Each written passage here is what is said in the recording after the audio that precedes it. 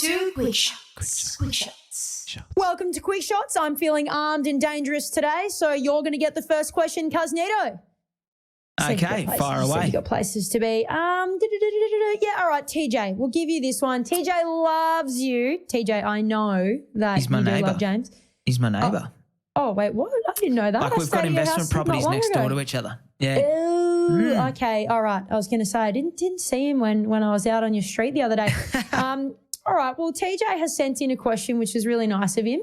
He said, I didn't get a valuation on my land for one of my properties in Queensland. How else could I get this information? So he must be talking to a property in Queensland because Queensland would have sent out their land valuations. So every state government sends out a land valuation.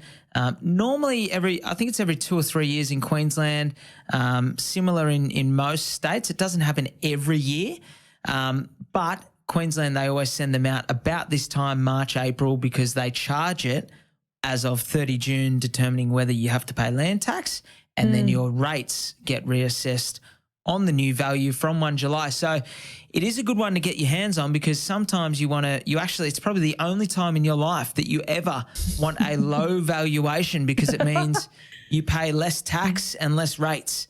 Unless you're getting divorced or something. Yeah, it should have got mailed to you or emailed. You will be able to get them from the Valuer General if you lodge a query. Alternatively, it will show up on your rates notice, albeit probably a little bit late by then because you will be paying the rates on that new valuation figure. Whereas if you want it to be a little bit lower, which it just seems crazy to think that you want your valuation lower, but guarantee you do because it will increase the amount that you pay in rates. And anything above, say, 600,000 in Queensland, for example, you've got to pay land tax, which really hurts. So, TJ, reach out to the Valuer General. They will give you a copy of the valuation. Normally, you can do it over email, or they've got really good websites these days where you can lodge a query. But that will be the place to go and good to do before 30 June, as I say. Very comprehensive answer, Kaz. Very good. I'll go to Sophia for you. How much should I increase my rentals by? Is $50 per week too much? Should I be increasing by more? I guess we don't know where. I don't know if I've missed the question, but I don't know where Sophie's house is.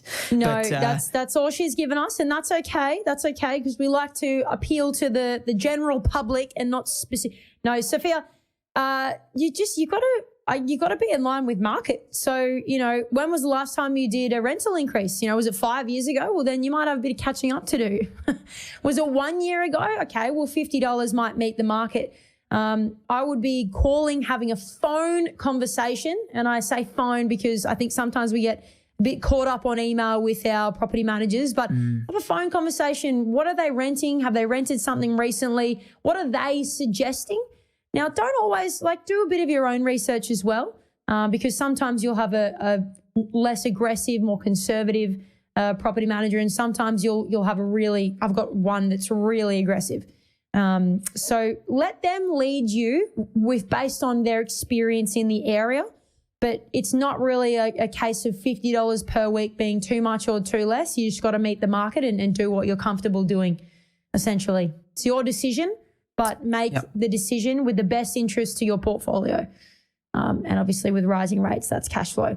Last one over to you. And this was actually aimed at you from Danny. Danny, thank you for emailing us a couple of weeks back. She said, can James please elaborate more on why you would have a different building insurer than a different landlord insurer on the same property? You did say that. It was a couple of weeks back and she's got you pinned. She's got you pinned right there. Yes, and a very good question, Danny.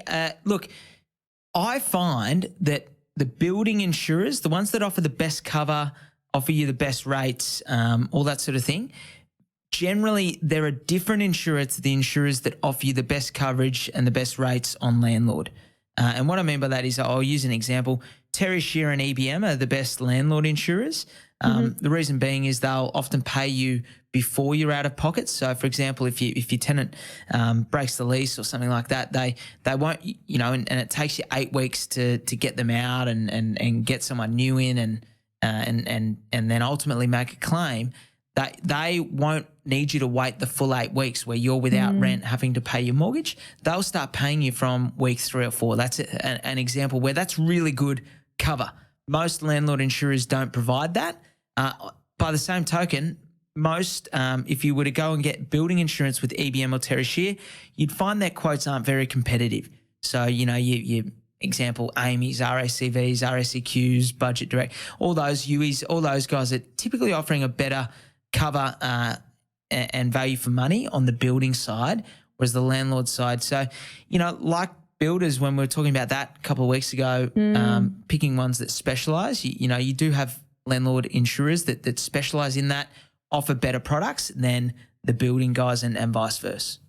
A lot of admin for you, Cuz, over 7 properties or whatever you got. You might have bloody 14 different, well, you probably do, 14 different insurance policies.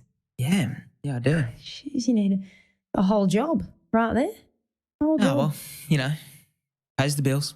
I'm protected. That's the main thing. I'm protected. Yeah, and I'm probably more risk averse than most. So Danny, it's not for everyone.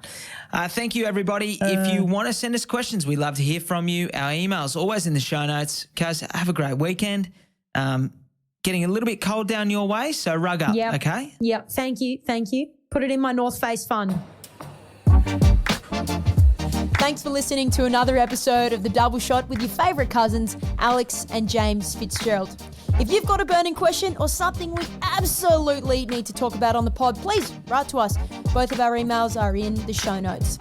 For little real estate tidbits and a little bit of banter, a lot of banter, you can follow us on the gram. Our handle is thedoubleshot.podcast. That, my friends, is thedoubleshot.podcast. Until next time, think of us when you sit back and sip your next double shot.